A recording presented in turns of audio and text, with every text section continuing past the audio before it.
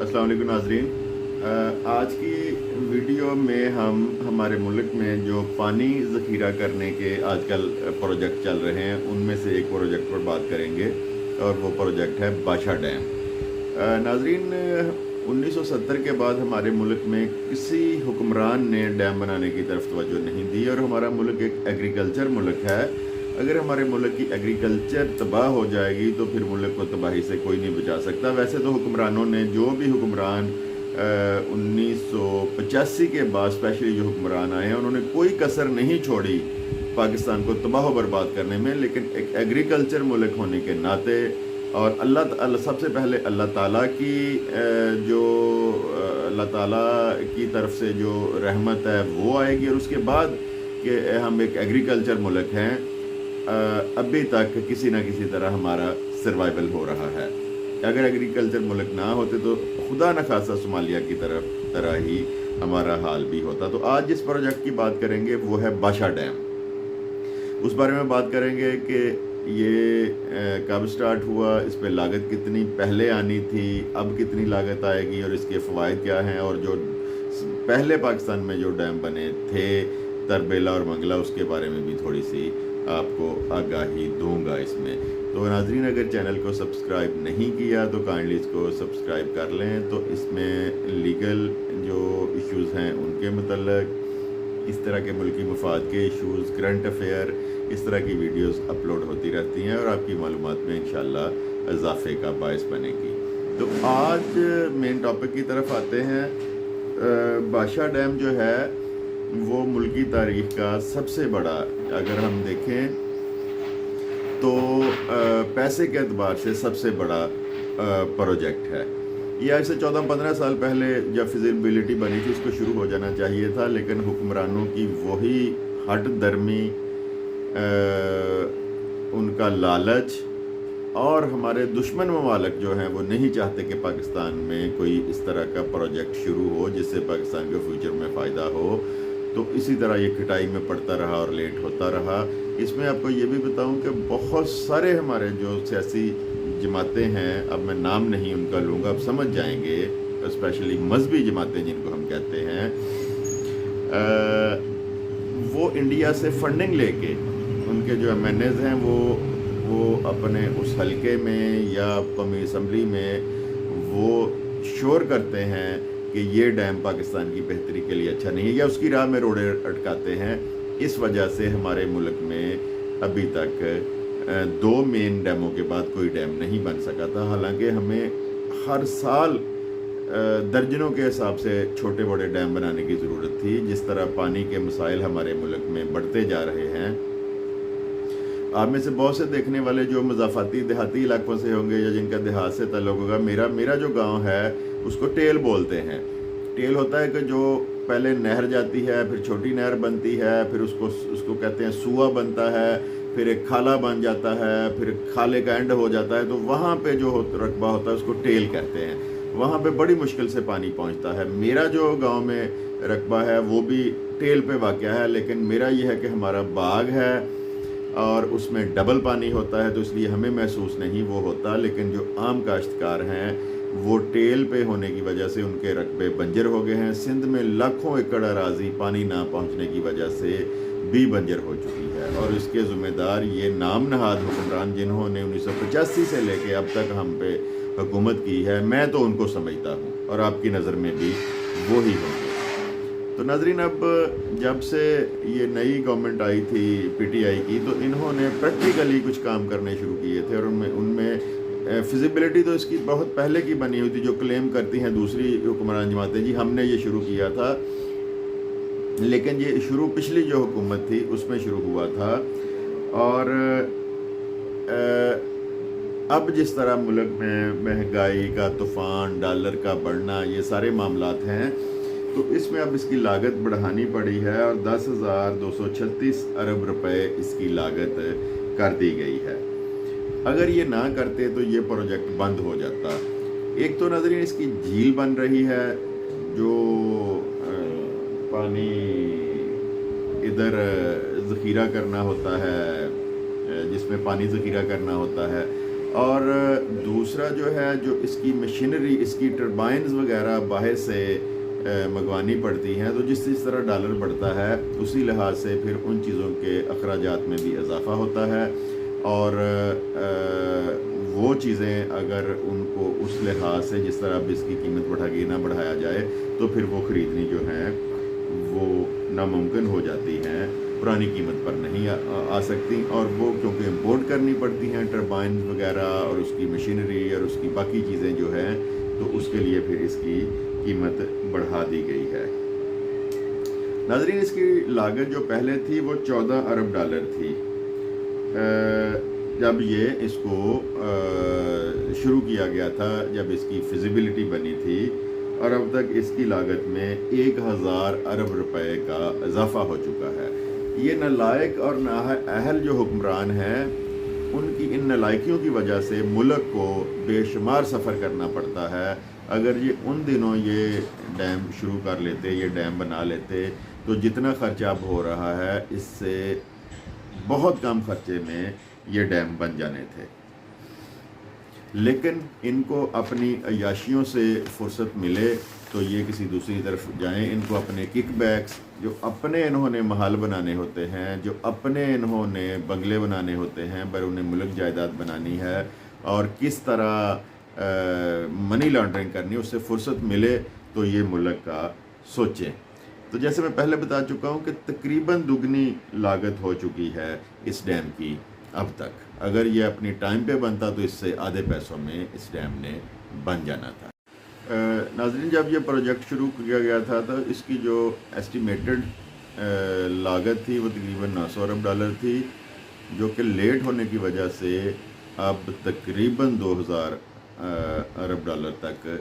پہنچ چکی ہے۔ تو نقصان یہ ہوتا ہے کہ جب اس طرح کے پروجیکٹ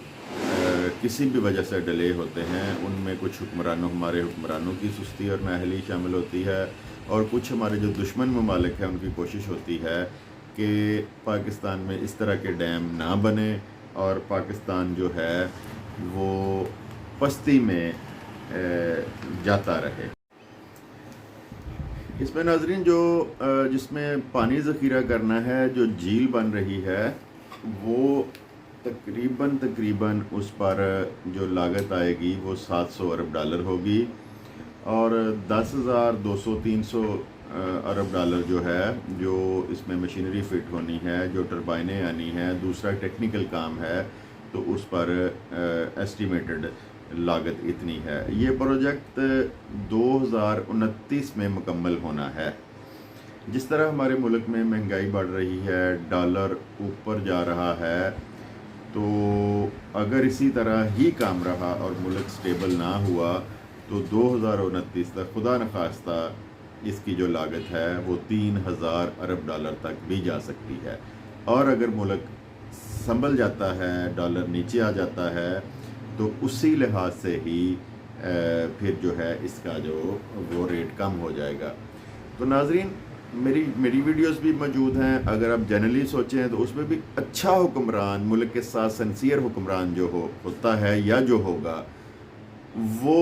ملک کے لیے ہر لحاظ سے فائدہ مند ثابت ہوگا۔ جنہوں نے لوٹ مار کرنی ہے، جنہوں نے چوری چکاری کرنی ہے، وہ قطعاً ہمارے ملک، جس طرح کے ہم پہ حکمران اب تک قائد اعظم کے بعد، میں تو یہ کہوں گا کہ قائد اعظم کے بعد سے اب تک ہمارے اوپر کوئی بھی ملک کے ساتھ سنسیئر کوئی حکمران نہیں آیا۔ کوئی فوجی آیا تو اس نے اپنے فوجی جو صدارت ہے یا جو آرمی چیف ہے اس کو طول دینے کے لیے ہم پہ حکمرانی کی، ہمارے سودے کیے، اپنی حکمرانی کے لیے ملک بیچا، عوام بیچے، کوئی بھی جتنے بھی 3-4 ماشاءاللہ ہمارے ملک میں لگے ہیں۔ اور اگر سویلین جمہوریت آئی ہے تو اس جمہوریت نے بھی ہمیں ذلیل و خوار اور رسوا کیا ہے۔ ہم عوام کو اپنے اگر ان کے اثاثے دیکھیں تو جب سے وہ آئے ہیں سیاست میں، وہ اربوں ڈالر بڑھ گئے ہیں، اور ملک جو ہے وہ اربوں ڈالر نیچے چلا گیا ہے۔ جس طرح پچھلی جمہوری گورنمنٹ نے ہمارے ملکوں کے ساتھ، جس میں چلے نام بھی لے لیتا ہوں کہ زرداری اور نواز شریف حکومتیں جو ہیں، انہوں نے جس طرح ملک کے ساتھ جو کچھ کیا ہے وہ اس کے نتیجے میں آج ہم اس نہج پہ پہنچ گئے ہیں کہ ہم 1800 روپے میں 10 کے جی آٹا لے رہے ہیں، جو کہ بنیادی ضرورت ہے، اور کسی کچن میں، کسی امیر اور غریب کے کچن میں کبھی آٹے کی اہمیت نہیں ہوئی تھی۔ آٹا ایک بہت معمولی چیز، سب سے زیادہ جو کھایا جاتا ہے وہ روٹی کھائی جاتی ہے، لیکن آٹا اس میں کچن کی آئٹمز میں آٹے کو کبھی اہمیت نہیں دی گئی تھی، بے شک وہ امیر تھا یا غریب تھا۔ لیکن اب غریب کے لیے وہ آٹا خریدنا سب سے زیادہ اہمیت اختیار کر گیا ہے۔ آٹے کی لائنوں میں آپ نے دیکھا ہوگا کہ ہر ویک 10-12 لوگ جو آٹا لینے جاتے ہیں، وہاں بگدڑ مچنے سے، جو بیمار ہوتے ہیں سانس بند ہونے سے، وہاں پہ فوت ہو رہے ہیں۔ کہنے کو ہمارا ایک ایگریکلچر ملک ہے، لیکن یہ کیسا ایگریکلچر ملک ہے کہ اس میں آٹے کے لیے لوگ لائنوں میں کھڑے ہیں۔ تو جس طرح آج کا میرا ٹاپک تھا بادشاہ ڈیم، تو ناظرین اگر اس طرح کے ڈیمز بنتے ہیں، ہماری جو بنجر زمین پڑی ہوئی ہے وہ سیراب ہوگی، وہاں پہ کھیتی باڑی ہوگی، اجناس ہوگی، تو اس طرح کی جو چیزیں ہیں ہم ان سے بچ جائیں گے اور وافر مقدار میں ہوں گی، اور جو ملک سے کی وسائل ملک میں جو ضرورت ہے اس سے وافر ہو جائے گی، اس کو ہم ایکسپورٹ کر کے زر مبادلہ بھی اس سے کما سکتے ہیں۔ ناظرین جو یہ ہے بادشاہ ڈیم، یہ پر آور جب یہ مکمل ہو جائے گا، اس کی ٹربائنز فٹ ہو جائیں گی، تو پر آور سردیوں میں یہ 4500 میگا واٹ بجلی پیدا کرے گا۔ سردیوں میں اس کی تھوڑی سی جو استطاعت ہے وہ کم ہو جائے گی، کیونکہ دریاؤں میں پانی کم ہو جاتا ہے، تو گرمیوں میں یہ 45,000 میگا واٹ بجلی پیدا کرے گا، اور یہ تقریباً 7 ماہ تک، جو گرمیوں کا ہمارا سیزن ہے وہ 7 ماہ تک ہوتا ہے، اور 7 ماہ تک جو ہے یہ اتنی بجلی پیدا ہوگی، اور سالانہ 18,000 ارب بجلی کے جو یونٹ ہیں وہ تقریباً 18 ارب یونٹ سستی بجلی یہ مہیا کرے گا، اور پانی ذخیرہ کرنے کی صلاحیت جو اس میں ہوگی 6.4 ملین ایکڑ اس میں جو ہے پانی ذخیرہ ہوگا، اور 12 لاکھ ایکڑ زرعی رقبہ اس سے سراب ہوگا۔ جس طرح میں نے بتایا کہ پنجاب کے مضافات میں، سندھ میں، اس طرح کے علاقوں میں بے شمار ایسی اراضی بنجر ہو گئی ہے کہ پانی مہیا نہیں ہے۔ اگر یہ جس طرح محمد ڈیم بن رہا ہے، بادشاہ ڈیم بن رہا ہے، اگر یہ ڈیم بن جائیں تو وہاں پہ بھی ایک نیا ترقی کا دور شروع ہوگا، پانی میسر ہوگا، کسان کو پانی ملے گا، اس سے وہ کھیتی باڑی کرے گا، وہ خود بھی خوشحال ہوگا اور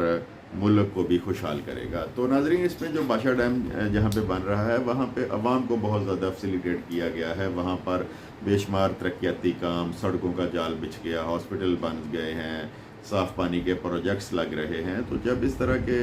وہاں پہ نوکریوں کو تقریباً 2000 لوگوں کو وہاں پہ جاب ملی ہے، تو جب اس طرح کے پروجیکٹ لگتے ہیں تو اس میں پھر علاقے کی بہت ترقی ہوتی ہے، علاقہ جو ہے وہ بہت ترقی کرتا ہے۔ ناظرین اس ڈیم کے بننے سے پاکستان میں جو پانی پاکستان میں جمع کیا جاتا ہے پہلے، وہ 13 ملین ایکڑ فٹ ہے، اور اس کی جو استطاعت ہے وہ 24 ملین ایکڑ فٹ تک چلی جائے گی، اور جب محمد ڈیم بنے گا تو یہ اس سے زیادہ بھی بڑھ جائے گی۔ بہت سارے لوگوں کو اس بات کا بھی علم نہیں ہے کہ بادشاہ ڈیم بننے سے پاکستان کے 2 بڑے شہروں میں پانی کا مسئلہ بھی بہت حد تک حل ہو جائے گا۔ اس میں ایک شہر تو پشاور ہے، اور دوسرا جس میں مین پانی کا مسئلہ ہوتا ہے وہ کراچی ہے۔ اس ڈیم کے بننے سے ان دونوں شہروں میں جو پانی کے وسائل ہیں وہ بھی بہت حد تک کم ہو جائیں گے۔ ان دونوں شہروں میں تقریباً 90 کروڑ گیلن پانی، صاف پانی مہیا کیا جا سکے گا، اور اس ڈیم کے بننے سے پورے پاکستان کو پانی میسر ہوگا، جس میں کے پی کے، بلوچستان، پنجاب اور جو ہے ہمارا سندھ، ان تمام ایریاز میں پانی مہیا کیا جا سکے گا۔ تو اللہ تعالیٰ ہمارے حکمرانوں کو یہ صلاحیت دے کہ وہ بیرونی آقاؤں کے ڈر میں آ کے یا ان سے پیسے وصول کر کے اس طرح کے جو پروجیکٹ ہیں جو عوام دوست ملکی مفاد میں پروجیکٹ ہیں ان سے نہ پھریں، وہ پیسے لے کے ان کی مخالفت نہ کریں اور ملک کی بہتری کے لیے یہ پروجیکٹ جو ہیں ان کی حمایت کریں۔ تو اس طرح ہمارا ملک بے شمار ترقی کرے گا۔ اور جس طرح میں نے پہلے بتایا کہ ملکی ضروریات کو پورا کرنے کے بعد ہم جب اپنی زرعی اجناس دوسرے ملکوں کو باہر بھجوائیں گے تو اس سے بہت سا زر مبادلہ آئے گا کہ جو ہماری اکانومی کو بہتر کرنے اور ہمارے لوگوں کا معیار زندگی بہتر کرنے کا سبب بنے گا۔ تو ویڈیو اگر پسند آئے تو لائک شیئر لازمی کریں اور چینل کو سبسکرائب کریں۔ آپ کا بہت بہت شکریہ۔ خدا حافظ۔